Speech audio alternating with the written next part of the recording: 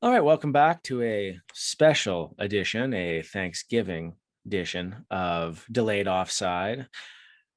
Sometimes when you go home for a family meal, you're surprised when you see that the good things are there. You have turkey, you got gravy, you got mashed potatoes, you got dressing. Every once in a while, you're sad because you're like, man, don't have grandma's, homemade buns. Don't have that weird carrot dish Auntie makes. But when you come to this episode, Delayed Offside, you're guaranteed that at least the turkey, the gravy, the mashed potatoes, the core parts of the meal are going to be here. Ryan and Baron here, unlike the other two, unlike that weird carrot mixture, unlike that sad salad that's been sitting there, we're here. We're here to provide you with that Thanksgiving goodness for our special episode. We're going to start with that note today. What are you, when it comes to the start of the NHL season here, Ryan, what are you most thankful for when it comes to the start of the NHL season? I'm just thankful to have hockey to watch. When COVID first hit and everything was shut down, it really got depressing just listening to COVID stories over and over and over. You would turn on Sportsnet and you would just hear COVID updates and you would see replays of old games. And it was really great once hockey started up that you could just escape for a bit. And so I'm very thankful that it's back. I'm not sure why you're crapping on the fact that Sportsnet was playing Ron Tugnut's 46 game performance at 8 in the morning or 6 in the morning. That was a treasurable time for some of us in our life. I watched that whole 93 series with the Leafs and the Kings. Did you really? Oh yeah. You knew how it was going to end too. That's I know. It was so sad. When you know the ending coming up and you still hope for something different. Just like the All or Nothing series. Have you, this is a little bit of a break here, but have you looked at the score in the Seattle Kraken Golden Knights game? No, I haven't. It's 2-0 for Vegas with 9:18 left in the first. All right. Tough start. Yeah, he's probably having everyone on COVID protocol before the game and then getting them back probably didn't help things. But I'll go next. The thing that I am thankful for this season is the different races that are kind of occurring. And I don't mean specifically races towards the Stanley Cup. What I mean is races between players. So will McDavid beat his points total from last year? Will Austin Matthews be the Rocket Richard? Will Ovechkin get closer to beating Gretzky's record? Things like that, like those races, those competitions beginning. I think that's probably the thing I'm most thankful for, because it's the thing that makes the game the most interesting these days, is that even though it's a team sport, there is some star power that is really starting to pop up in this league and drag it out. And we haven't really had a lot of star power since Sid and Ovi. Like in between, it's not quite the same, but now we're starting to see that growth, that the talent, next generation, and the push that's coming from that. So that's what I'm thankful for. Could I add one more thankful thing to be thankful for? And that's NHL players being back at the Olympics, the Winter Olympics. Yeah, I am really excited to see that again. So since you're a Leafs fan, if you buy a jersey, what country and what player? Well, it has to be Team Canada. So you would do a Team Canada? I would do a Team Canada. And I don't know, maybe I get a McDavid. If you're not an Oilers fan, it's your chance to actually have a McDavid jersey. Why not? Get the best player on the team. And, why not get McDavid? There's a couple of Leafs I could choose from too, but it might be nice to get a different name. I think I would go, if I was going to get a non-Canada one, I would get a Germany Draisaitl. Germany, yeah. That'd be cool. That would be my guess. Well, with that, I think we're going to start the pod. Tim's going to usher us in here by rubbing against my mic, and you're going to hear some loud purrs. But welcome back to the full turkey and gravy and mashed potatoes version. None of that crappy side salad. They're gone. Cranberry sauce. That cranberry sauce, Adam and soggy salad Sanjay. They're not here. Just the best parts of the meal on Delayed Offside.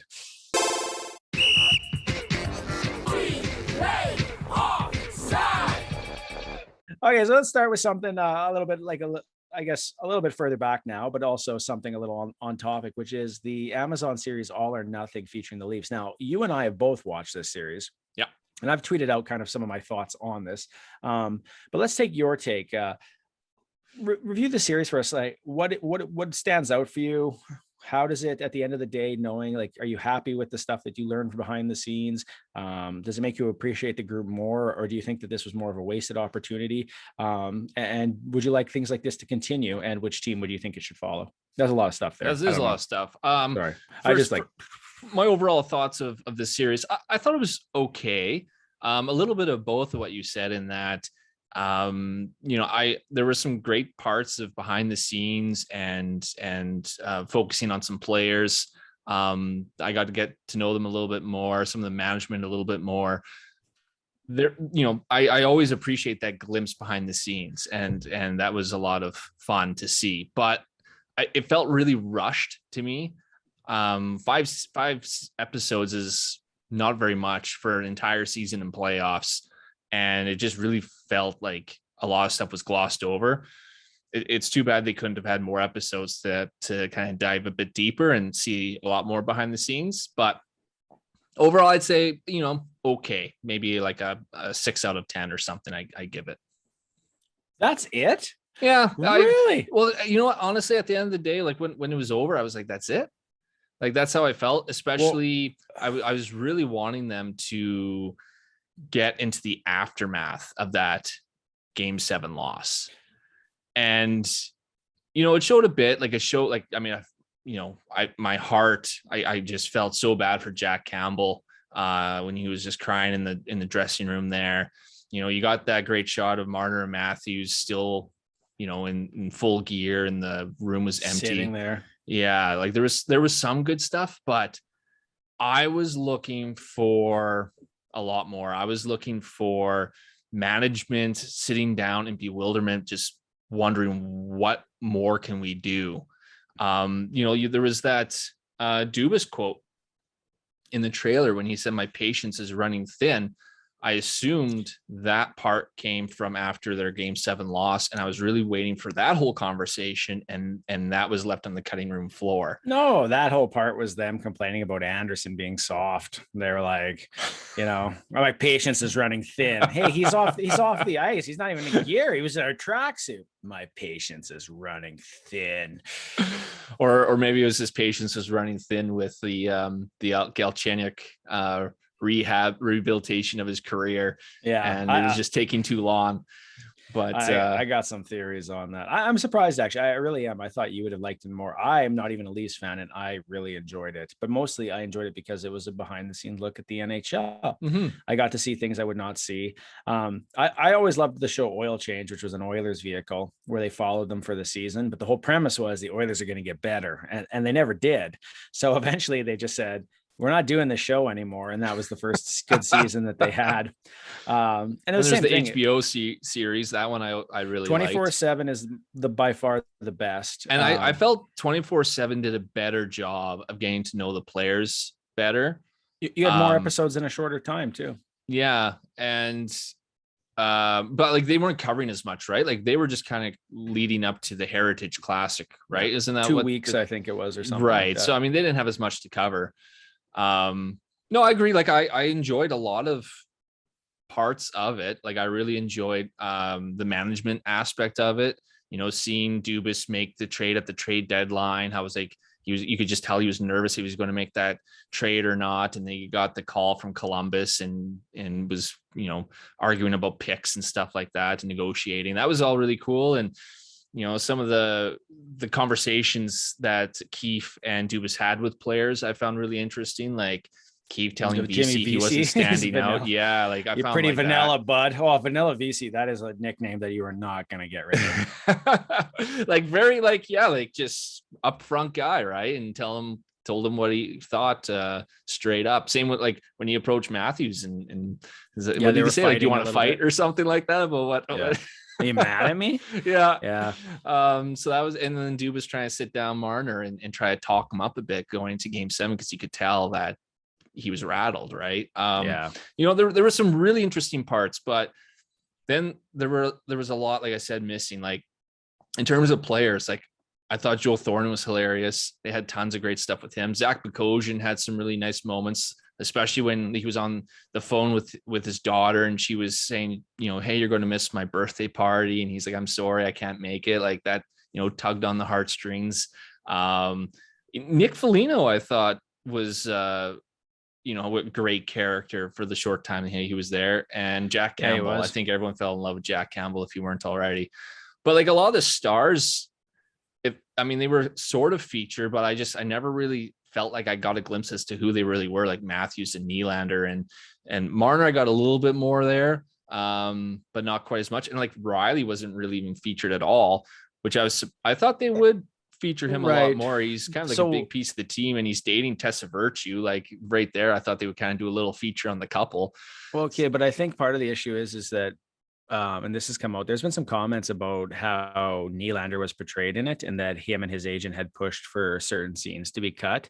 And so you have to wonder if a guy like Riley, maybe the same boat, maybe he was just like, no, I don't like this, or no, I don't like that part, cut it. And those things just ended up disappearing. Like you never know how much access they really had. Right. And how much say the Leafs had in the final cut. Like there could be tons of great stuff they wanted to use and they couldn't. You just don't know. But all I can see is the final product and feel left a little wanting. That's fair. Talking to some people, there's a lot of times where people actually felt like, just from conversations I've had with people, that they felt certain parts were a little more staged and set up, but not actually authentic. John Tavares and his wife's conversation in the park. Some of the conversation between Keefe and the players. And I do wonder if that plays a part in it. I liked it more than you did, mostly because I like the idea of an unaccessed thing. I did not like that it was 5 episodes long. To me, the thing I took away from it was that entire storyline about we've reconstructed Galchenyuk came from the Leafs, was given from the Leafs to the media, and the media just took it. Okay, so I saw your tweet. So why do you think that?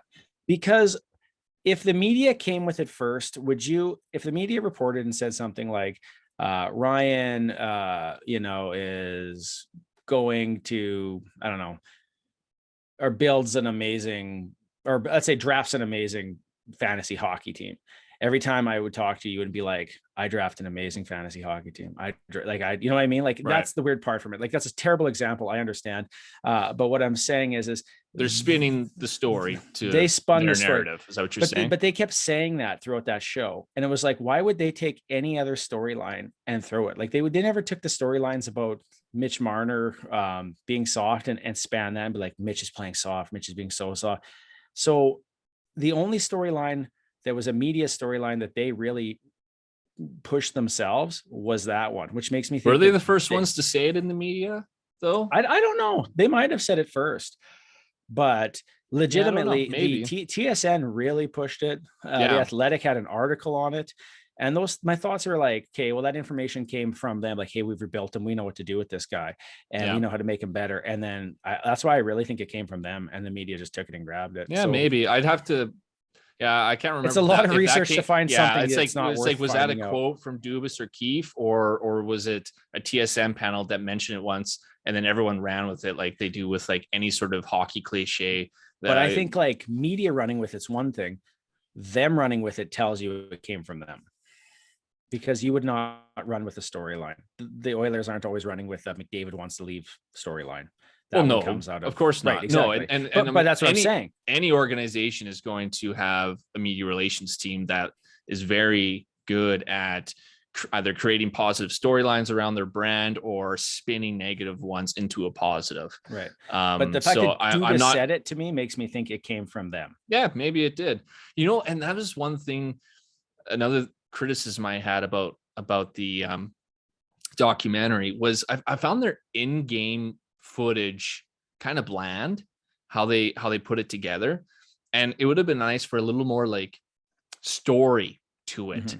So like, for example, they could have really focused on Galchenyuk in game 4 and how he had, I think it was like 3 or 4 points that game, and maybe they could have shown some close-ups of him or sound bits of him, or teammates congratulating him, and maybe even have like Will Arnett doing some voiceover talking about, they have like, he's back, or they were able to get him back to the player he could be, or whatever. And it's all looking great.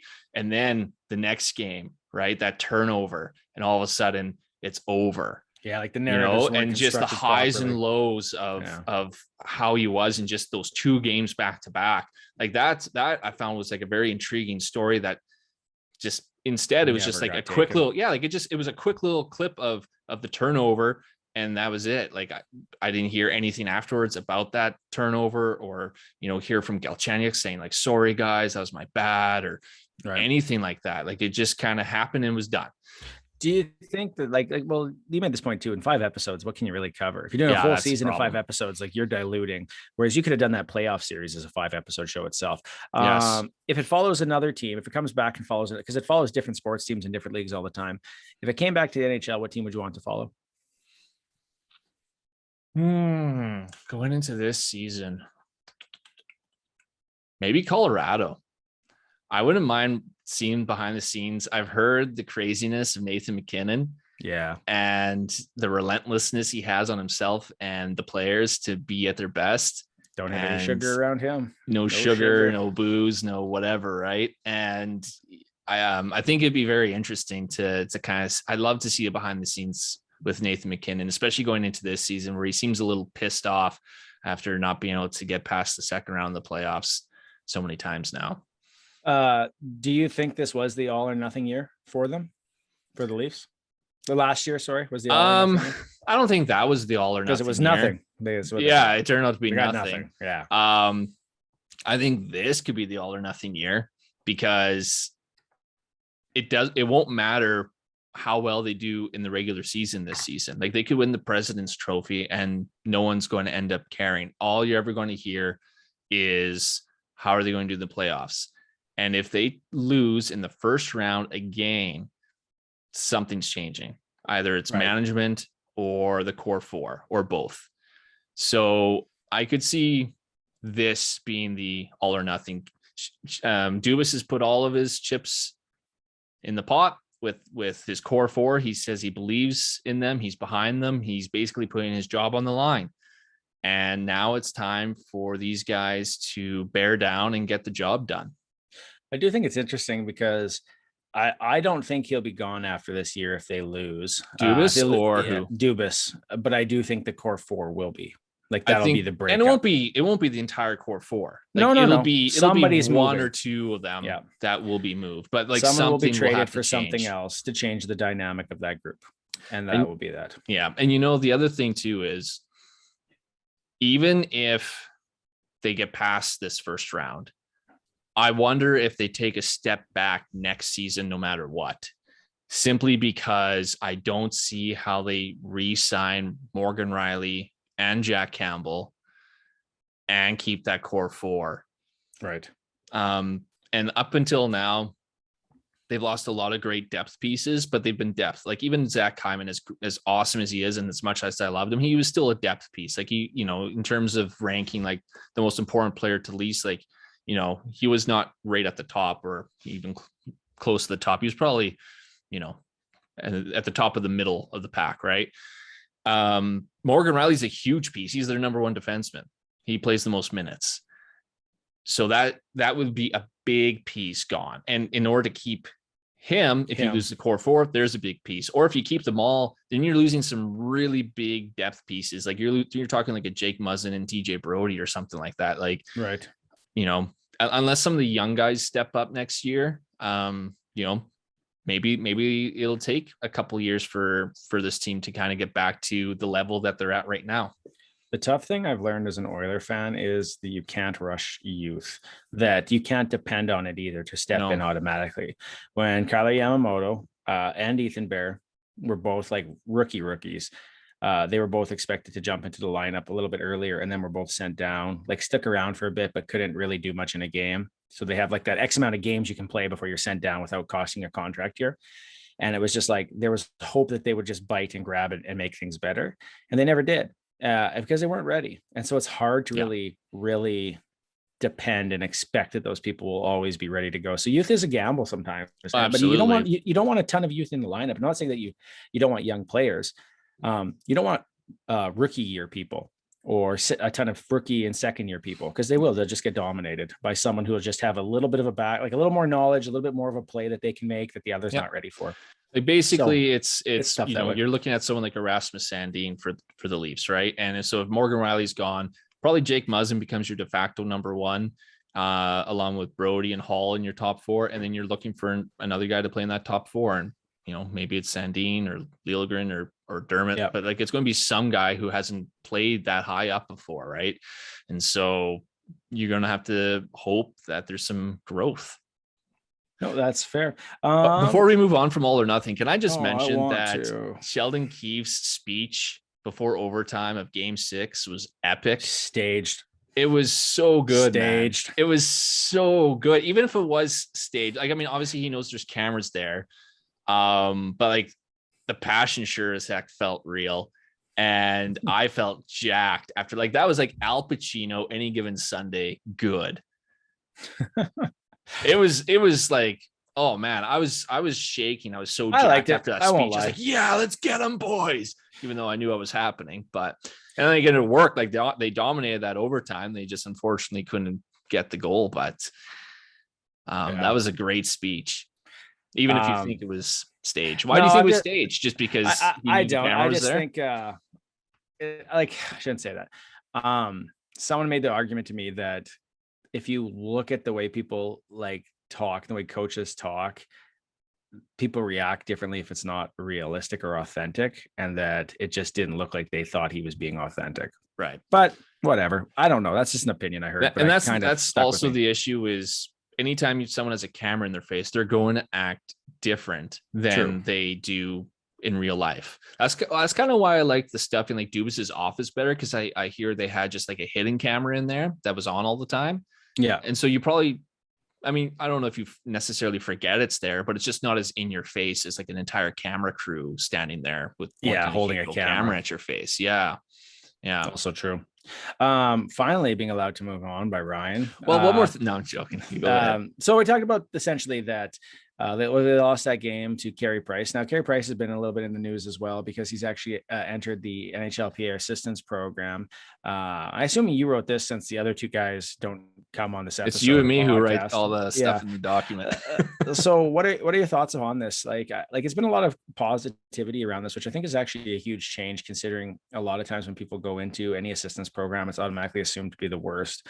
And instead, there's like a lot of positive vibes about this because he's somebody who does a lot of good in the community. He's someone very involved, and people are just essentially like the guy and they want the best for him. But what are your thoughts on him entering this program? I think it was very brave of him. Like, I don't think it's very easy to admit when you need help.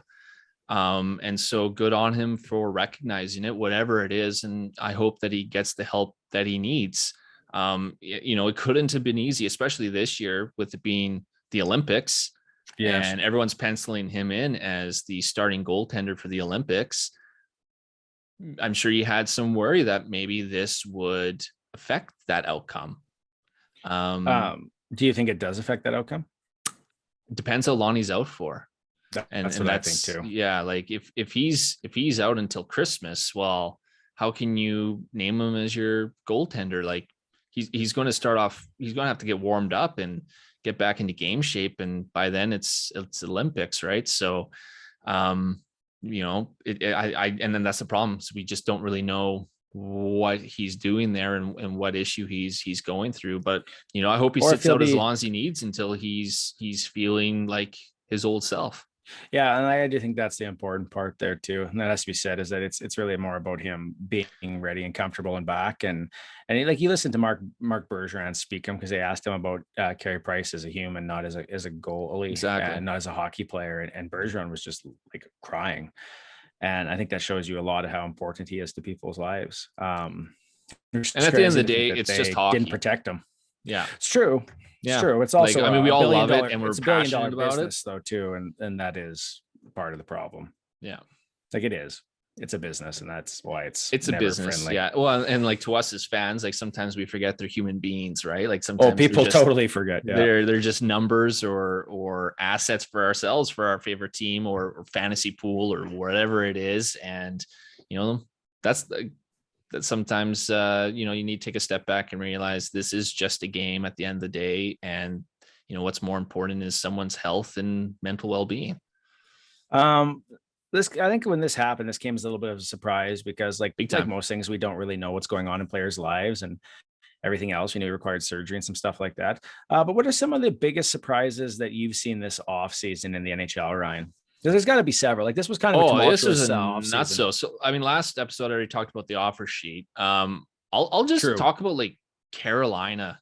Carolina Hurricanes just overall surprised me. So there was the offer sheet, which was a great troll job, but at the same time, a big Yeah. overpay for Kotkaniemi. Yes, they did. But then, so they had this fantastic young goalie in Alex Nedeljkovic, who I thought was like their goalie of the future. He had a fantastic season, and they chose to trade him for essentially nothing but cap space because they didn't want to give him the money he wanted, I guess. He was also put on waivers last year and could have been grabbed by anybody. Really? I didn't remember that. Yeah, Nedeljkovic was throwing down, and at the same time, that's when they grabbed the Oilers goaltender. Oh, okay. And that was done to protect. Is that early them. in the season? Very early. Oh, okay. And that was done to protect them in case they lost Nedeljkovic. And then he had a fantastic end of the season, like Yes, really great numbers. So I think his future could be very bright. And of course, Steve Yzerman gets him like for like again, nothing. Yeah. And then not only that, but then they get rid of Peter Mrazek, and who's their other goalie? They had like 3 of them in the system. Wasn't it Reimer? Yes, thank you. Yeah, and yeah, he's gone now. And they bring in Freddie Anderson, who hasn't had a good season in 2 seasons and has had some injury issues. And they brought in Antti Ranta, who's had injury issues, and they lose Dougie Hamilton as well. Not wanting to pay the money he was worth. So I got and brought in Ethan Bear and they brought in some guys too, but they lost more than that too. And I'm just like, okay, you didn't want to pay Nedeljkovic, you didn't want to pay Dougie Hamilton, but you're willing to pay Freddie Anderson probably more than he's worth and Kotkaniemi more than he's worth. Right. I just felt they made some really questionable decisions in this offseason. I personally, I think they got worse, a decent amount worse.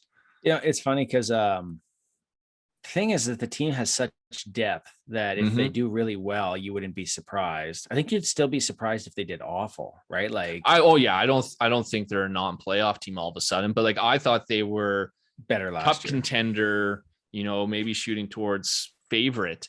And now, I mean, they'll still be one of like the very competitive teams. But I don't think they're one of the favorites anymore. Like I think they've been bumped out of that top 5. There's always this conversation around like places have trouble holding on to players. And I'm starting to wonder if Carolina is one of those places. Like, you look back at it, like free agents, it's not really an attractive market. And I don't know why. I'm not trying to shit on the market. I'm really not, because it's probably a million times better than where I live. But it just seems like it's not a draw for people. They lose lots of the big agents and just stuff like that. And I kind of wonder after a while how much that wears down your organization. Because you look at Columbus, right? Like they have the same issue. Columbus had a good team, and they still couldn't draw big names. Jeff Carter was there. He was just like, I want to leave. I want to trade. I want to trade. I want to trade. And then he's gone. And it's just like, you can never get those top guys. And that's always tough. So you really have to draft them. And even then, there's no guarantee they'll stay. Right.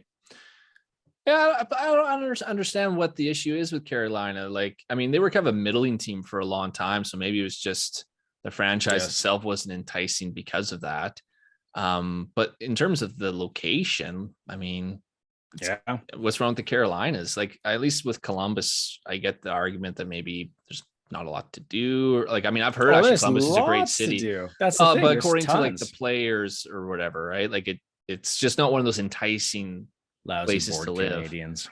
What's that? The lousy bored Canadians. Yeah. Well, and I mean that's like how a lot of the Canadian cities. Oh, geez, struggle, right? Because they not even want a Timmy's here. They don't want. Oh, hey, you see this? No Timmy's. Where are we supposed to get coffee? Like, I don't know. It just like Winnipeg's another place. Like remember Brizgalov just basically refusing to move to the city after Phoenix.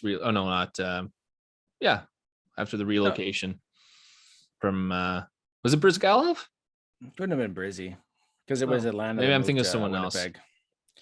else. He might have got traded there and said no. I can't But remember. it's interesting because it's like, I get Winnipeg, whatever, not being a love place, but there's still like it's still a nice city. Like the Forks and stuff is beautiful. It's got a heritage. I just lived there for a bit. I'll enjoy it, but I mean, obviously Yeah. it's a smaller city and Well, it's cold. But it's like the problem is this: like, hey, We live in you're a Regina, professional hockey player. Saskatchewan, so anything looks really great to us. But the problem is this: you're a professional hockey player. Okay, where can I go? Oh, I can play in New York City. Yeah.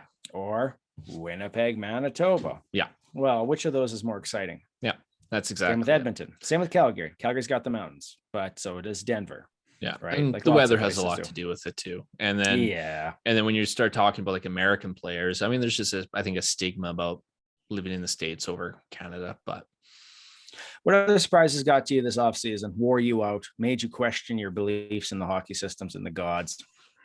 Chicago's moves, man. I don't know. I was saying for years that I thought they should just like trade Kane while he's still really good and get a bunch of stuff like assets back for him and just start the rebuild. But they're making a push. They made some big moves, getting Seth Jones, a number one defenseman for them. And then the Vezina Trophy winning goaltender, Marc-Andre Fleury. They got, who else did they get? I have to look it up, but they got some decent pieces this offseason. I don't think personally they're still good enough to get that playoff spot, but they're a lot closer. Yeah, it's interesting. Like a lot of it really depends on Marc-Andre Fleury.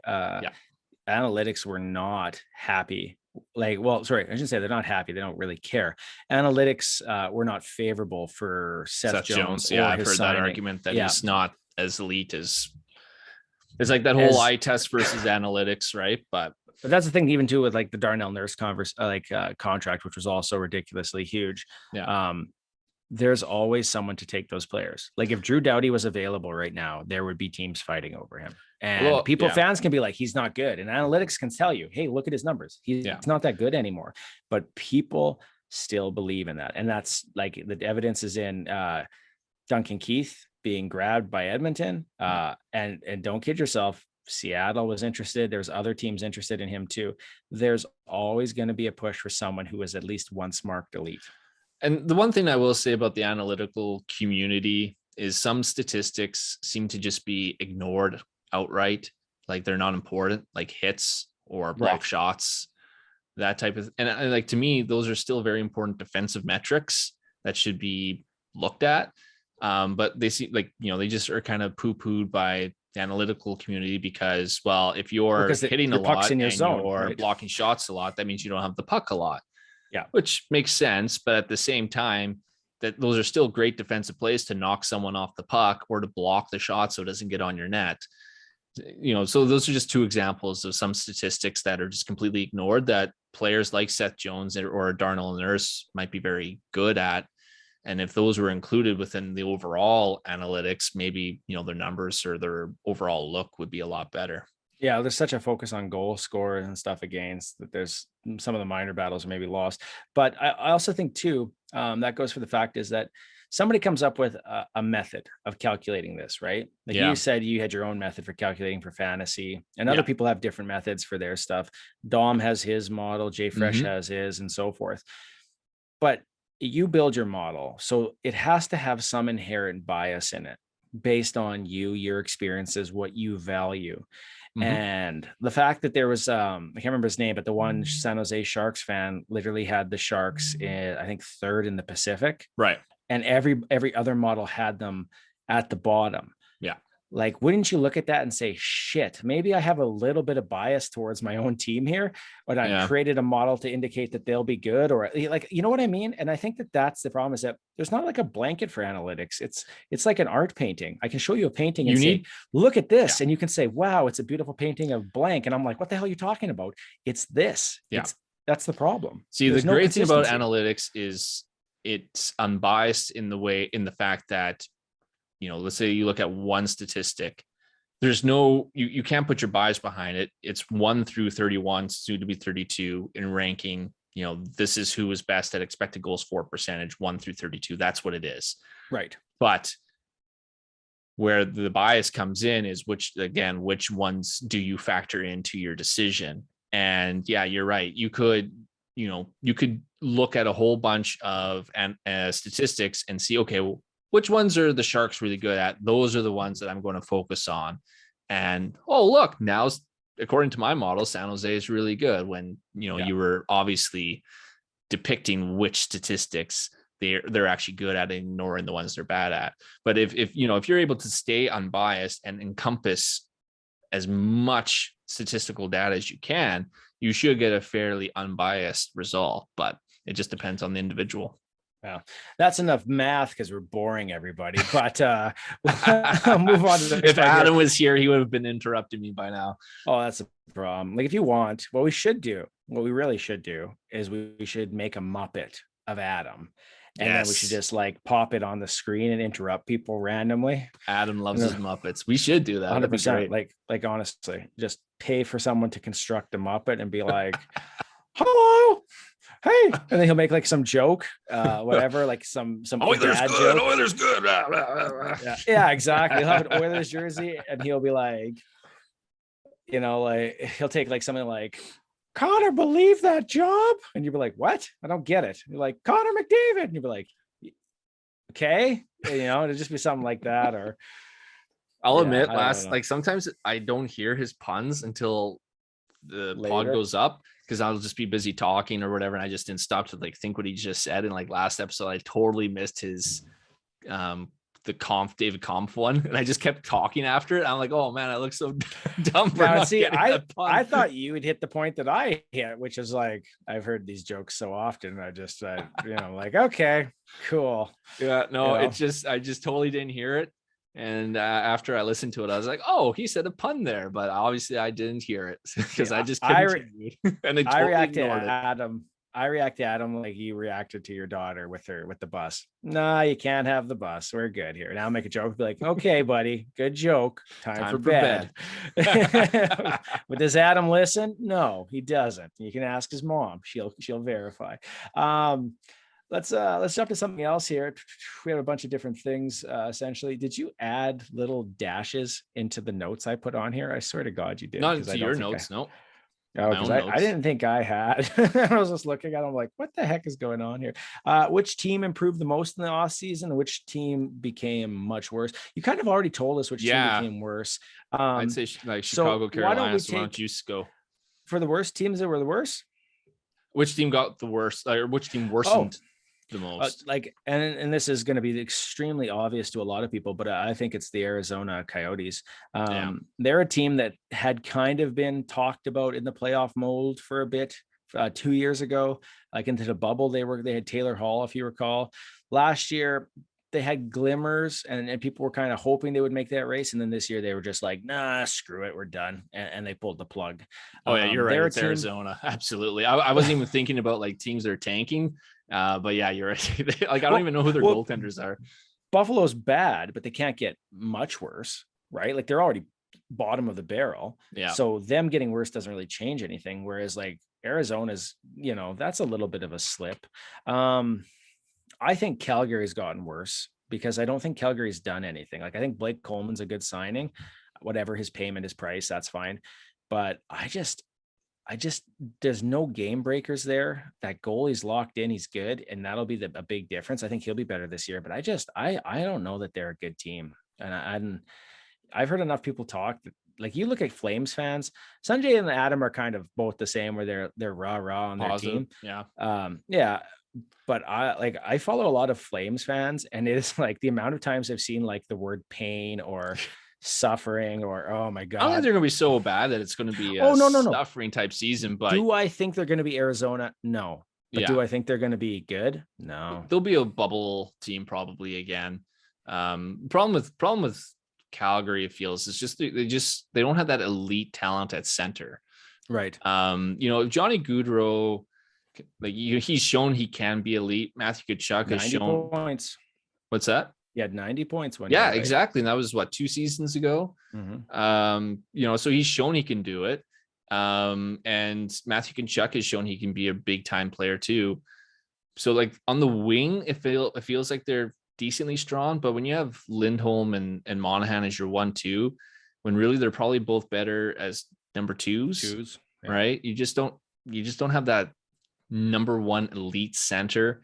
And now you just lost your number one defenseman in Giordano and your captain.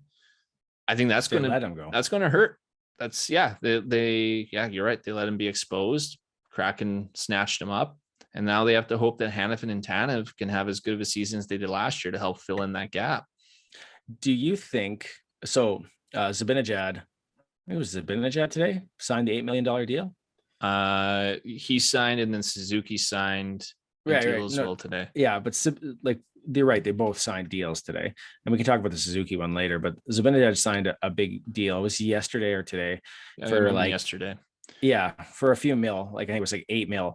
Yeah. And the conversation was him and Johnny Hockey are relatively the same age. Right. Yeah, I saw that. Yeah. So now do you commit to Johnny the same way New York did? Or do you say, hey, man, you're not going to be better in 8 years. So see ya.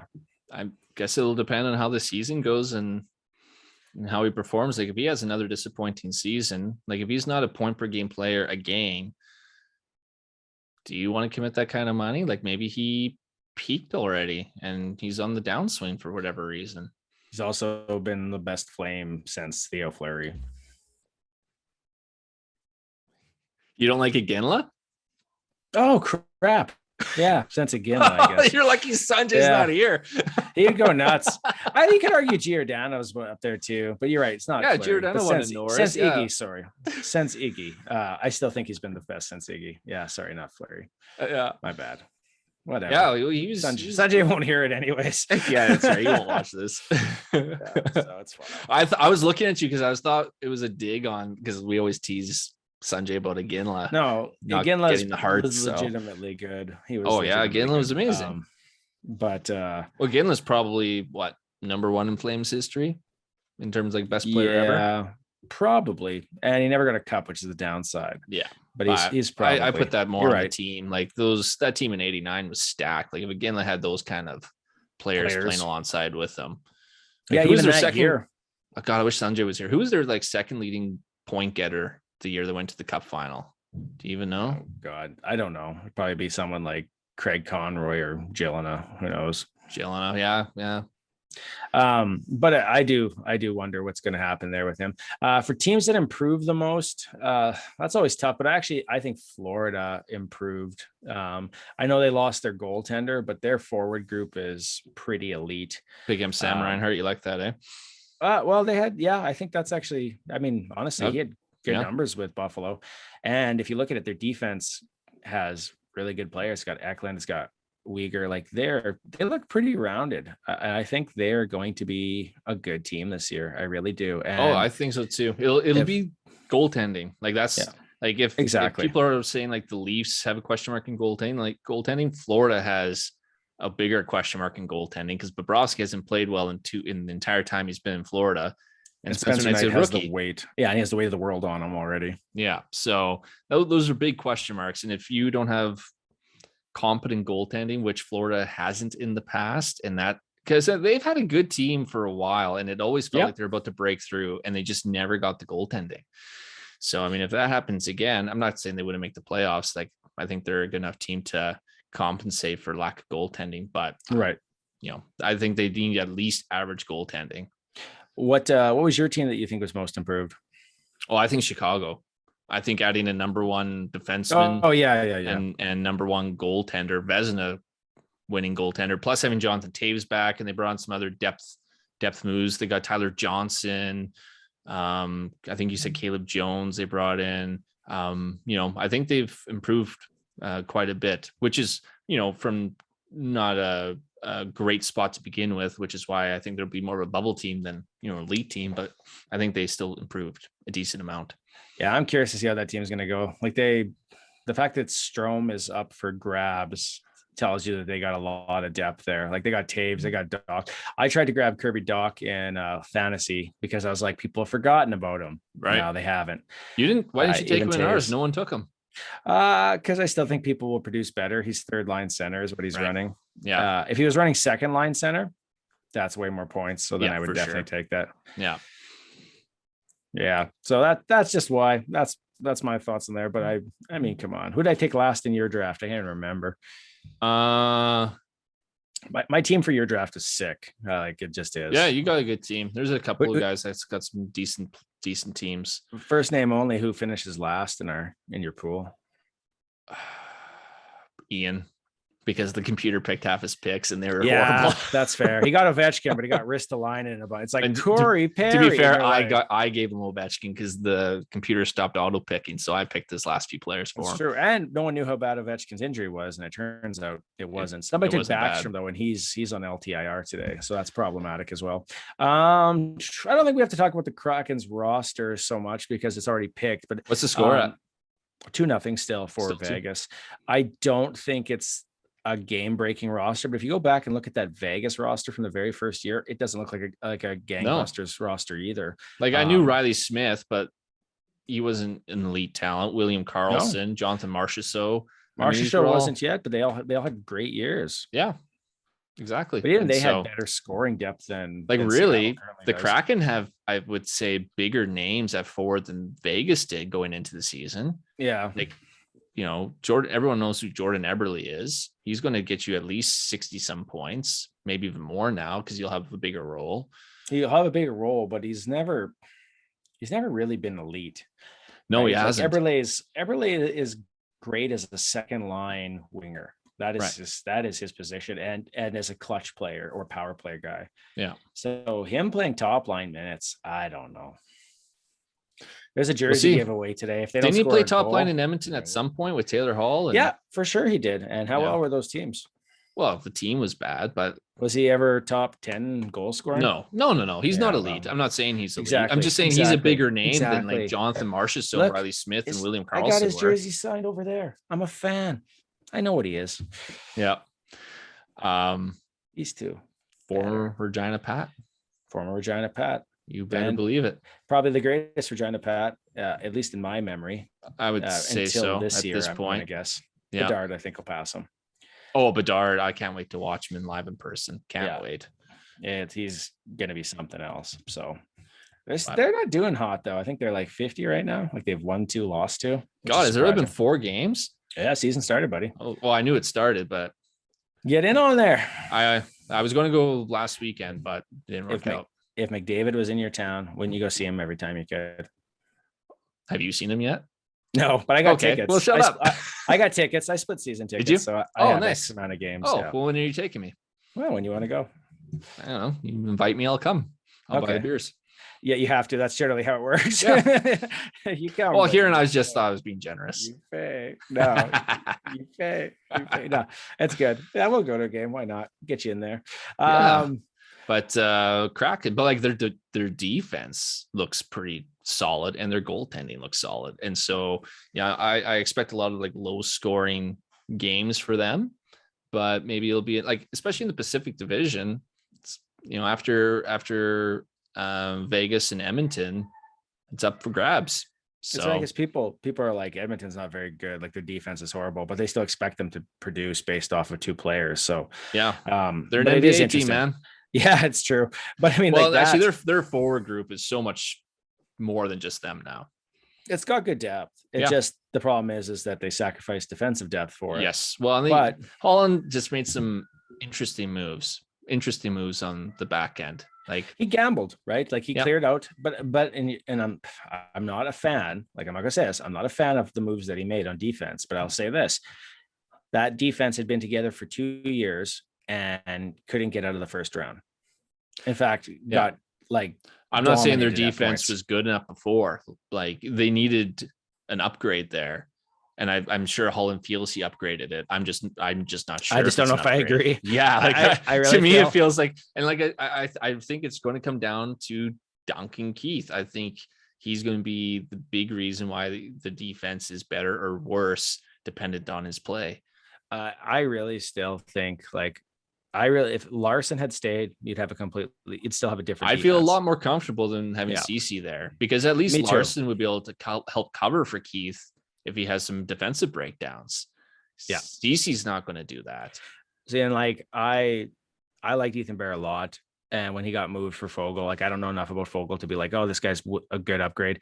But Dom, like a lot of people were like, what a trade off. The Oilers lost this one. And then I think it was Dom Luszczyszyn had a point being like, it's literally a swap for swap. Like if you look at Bear's numbers and good. what he's going to be and what Fogle could be. Yeah. And apparently there was lots of interest on Fogle. So yeah, that part's going to be it. We started talking about the Kraken, we ended up talking about the Oilers. Yeah, So it's just like morphs naturally, just a natural conversation. Don't have to be so structured, right? We said no cranberry on this Thanksgiving episode, so we're going to stick to that. That's but right. With that defense, like I do think that they have a strong defense. And the rumor is that they took so many defensemen that they essentially drove up the price on defense. So guys like Nurse, Werenski, and Jones all got paid because of it, because there was really no other defenseman left. So you were like, you want this guy, you pay for him, and so forth. But I don't think that this team is going to. I don't think this team's going to do as well as Vegas did. And I mean that even in the sense of like, I don't even know if they're a playoff team. I get that you can look at and say, hey, this team could make it in the Pacific because the Pacific's garbage. Yeah, sure. But do I deep down look at that team and go, bam, they're great? Not really. No. Against Vegas, they're already down 2-0. Vegas was a really unique and special team, and I hate to say it. And maybe they're going to come back, but it's already 3-0 now. So it's hard. Is it? Yeah, it is. And it's not like Vegas changed much. Pacioretty, Haig, or Marchand and Haig. I don't think Vegas could really change much because they were so up against the cap. It was insane. Well, they've done that to themselves, and they had pieces. They had Nick Suzuki. Right, like they had pieces and they hucked them away for. It was just every year. It was like another big free agent. Like I'm still waiting for the Jack Eichel to Vegas trade. Well, let's talk about that for a second. Where do you think he goes? Have we talked about this last episode? We just talked about. I don't know how it's going to end. Where does he go? I love to see him go to like Calgary. Talk about a team who doesn't have a lot of great elite centermen. There's a team right there. I know a lot of the odds makers are saying the Rangers. Yeah, the Rangers was a talk, but I don't think the Rangers want to sacrifice their season this year for it. I think Anaheim is the one that other people point to, which makes a ton of sense because they're not going to be good. They have lots of young talent, but they can also move guys to clear out space. Yeah. So they can give you players and prospects and picks and let you go from there. And LA has a lot of great prospects too that could, maybe once, closer to the trade deadline, once teams realize if they're in or out of the playoffs, most likely, maybe that's when they would take more of a flyer on a Jack Campbell, because it doesn't matter that he won't play for them this year because this year's over anyways. Well, yeah, I think that's the other issue is like just that contract and how it's structured right now makes it so hard for, are you going to actually let this guy do this surgery or not? Yeah. Well, we hit on a lot of the stuff. I mean, we have more on here that we could talk about. We're getting pretty tight, I think, to the timing. I haven't really been recording it, but I think we're getting close to. We started around 8:30. Yeah, it's probably about an hour now. Yeah, a couple segments, little whatever, right? Whatever's. But I was going to ask was, let's go with our last one here. I actually asked two things. I got two more things I want to do. One was the bold predictions. So I asked for bold predictions, right? Yes. And before I forget these, so I had Adam and Sanjay both sent theirs, and I was like, why is Adam sending his bold prediction in? And then he was like, here's my bold prediction. See ya. Peace. Not coming on this stupid show. So we'll start with Sanjay, aka Homer. Bold prediction is that Mark Giordano will be traded by Seattle before the deadline. Do you love it or hate it? Is thumbs up, thumbs down? What's your thoughts on that one? Go thumbs down. Thumbs down. I also am going to go thumbs down. Never had Sanjay be right about anything except the times he beat me in a team's first captain. You're going to get rid of him like in your first season? I don't see it. Yeah, exactly. Adam's bold prediction is that McDavid scores 167 points. What was he on pace for last year? 100 and I don't know what his pace was. He had 1 point some. Yeah, points. I think it was like at least 130 some. So he's saying I think he was heading to 130 or somewhere around 130. So he's thinking even another additional 30 points on top of that. I don't know. I wouldn't be surprised, but I'll say that doesn't happen. I'll also be negative Nancy and say less than that. Do I think he'll get if Adam had said 160, would I be more onto it? Maybe. I think 167 is a lot. To those 7 points. That make 7 the points difference. was too much. Adam, you just got to learn to keep it right. No, I honestly, if he gets 150, that would be something I could see happening, but I don't think 167. But hey, I would like to be wrong. Yeah. What's your bold prediction? All right. Adam Brooks, because I'm really pissed the Leafs let him go. Adam Brooks is going to get around 30 to 35 points for the Montreal Canadiens this season. And not only that, he's going to score a goal against the Leafs First in their game season opener. Yeah. That's fair. I'm going to give it a thumbs up because I like Adam Brooks a lot. I do. And I can cheer for him again. Like, it's nice. And I can't now. Any team but the Canadians. God, I hate them. I hate them so much. Like, what the hell is my wife doing upstairs? I can hear all these things, and I'm like, I don't know. My bold prediction last year. You're going to go upstairs and all your furniture is going to be rearranged. You're not going to be able to find your way to your bed. Not during spooky movie season, Ryan. I don't want none of that. My bold prediction last year was that Boston and the Blues would not make the playoffs, and that was double wrong. So my bold one this year, despite them looking really good tonight.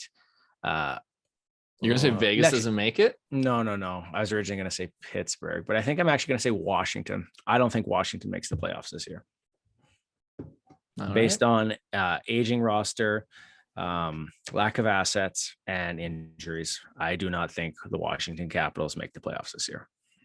I would have been more confident with Pittsburgh, but maybe you didn't think that was bold enough prediction. You know what? I don't think it is bold, but I also think, like, if you watch them today, they looked really good. Now, mind you, I think the Lightning looked really bad. Who played today? Pittsburgh and Tampa? Pittsburgh and Tampa was the first game of the season. Oh, and Pittsburgh won.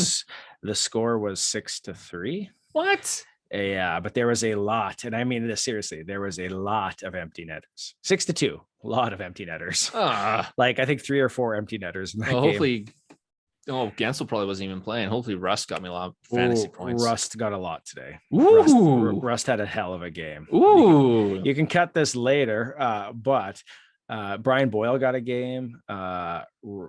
Chris Letang got one. I thought Rust had a couple. Apparently, Rust only got 1 goal. I thought he had 2 points though, but whatever. Oh, well, that's a lot. I was thinking 3+. Yeah, I thought it was, honestly, God. Okay, so that's my bold prediction. By the way, my bold prediction last year was correct, even though it really wasn't that bold. What was it again? That Austin Matthews would win the Rocket. Oh yeah, not that bold anymore with the odds makers. I still think Vancouver gets in the playoffs. That could be a bold prediction. That's a bold one. Yeah. So actually, I've seen a lot of predictions of them getting in. Yeah. The NHL writers, they got the majority of them had them in the playoffs.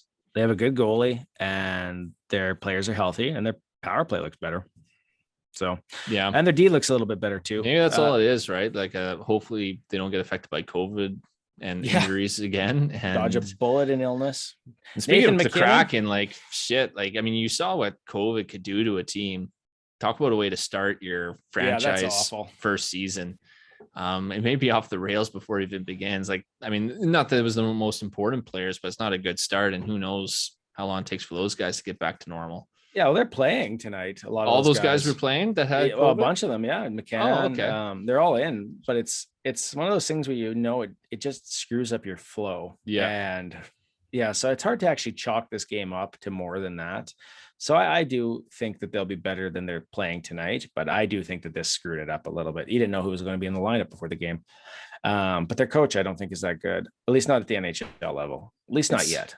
I wonder why the NHL had Seattle play. Ryan Donato just scored for the Kraken. There you go. There you are. Was he one of the guys out originally? I don't think so. I wonder why the NHL had Seattle play Vegas first. This is in Vegas. Seattle, right? No, it's in Vegas. Oh, it's in Vegas. Game. Oh, yeah. Okay. That's also weird. But why not? Why not start in Seattle, and why not have them play a team that you think they'll probably beat, so that the fans can go happy after the first game? Yeah, Seattle not like Arizona. One of the teams that are favored to win the cup, right? It's true. They just wanted an expansion rivalry. I think that's it. But still, you could have Vegas come to Seattle. That would make more sense. Well, like if you're going with the rivalry, it's going to be Seattle, Vancouver. That's your rivalry. It's not going to be Vegas. Agreed. Yeah, 100%. So we have lots of things with that. There's that COVID situation. There's Nathan McKinnon being out with COVID situation, even though he's vaccinated. So lots of these things are occurring around the league right now, and hopefully they're not continuing throughout the season. But it seems like that's just the way it's going to be. It's getting bad again, man. You know, some teams are going to get hit by it.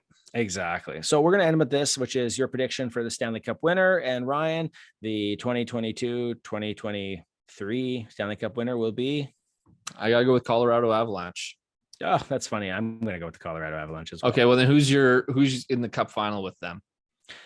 Colorado versus. Give me a second. I'll say Colorado versus Islanders. Versus God, I hate the Islanders. I'll cheer for Colorado over it. I just hate the way they play hockey. I'm sorry. It's so boring. They're getting better. Like they're getting a little more entertaining. Florida versus Florida. Florida, hey? You like them that much? I really do, actually. I think they got a good team and a good mix and a good coach. And hell, I think you can catch lightning in a bottle. That's really what playoffs are. Tim, what you think? You tell me who you blanked. Tim says Tampa. I don't buy it. That's the first time I've heard him meow on the mic. I don't buy it. 2 is enough cups. They're not going to do a third one, Tim. That's bullshit. Oh God, no. Here he goes. Tampa. Yeah. Well, maybe I changed my pick now. That was very convincing argument, Tim. Exactly. Oh God. He replaces Adam and Sanjay. Look at that. He's perfect. Look at this. He just like smashes his face against the mic, like full out head smash. I wonder if it's like it's like scratching or whatever. Like it feels good for him. Maybe, actually. That's a good point. Never thought about the texture. I thought it was because it was plastic and he loves rubbing himself all over plastic. He's a little needy. Could be another texture thing. Yeah. Yeah, exactly. All right. Well, with that, I think we're going to end this Thanksgiving special. Happy Thanksgiving, belated Thanksgiving to all you Canadians out there, and happy pre-Thanksgiving, I guess, for all you Americans, and was it National Indigenous Peoples Day, I think is what they're calling it now. I can't remember for sure. National Indigenous Day. Yeah. I'm trying to remember. I'm not great with the names, but I do know that switch is occurring, but I don't have it down yet because it's still Thanksgiving here in Canada. So at least this Columbus Day traditionally in the US, and that's going to slowly switch over time, I think. So with that, thank you for listening to Delayed Offside. Like, click, and subscribe. We should probably say that more in the episode. I should actually just at the beginning. You should just make an infographic that says like, click, and subscribe, and just like halfway through, like there's going to be a subscribe button. Pop it up down here. Yeah, right there. Yeah. Right there, covering up the logos that we do not have copyright infringement for. So right over that Maple Leaf symbol, it says Man Cave. It'll say like, subscribe, and it'll be the YouTube symbol. Perfect. All right, with that, I'm Baron. I'm Adam. I'm Sanjay. I'm Ryan. Your first one I actually thought you did on purpose, like by accidentally. I mean, not on purpose. I was like, wow. Thanks for listening. Representing those that aren't here. Yeah, exactly. Thanks for listening. Take care, you guys. Bye. Delayed Offside.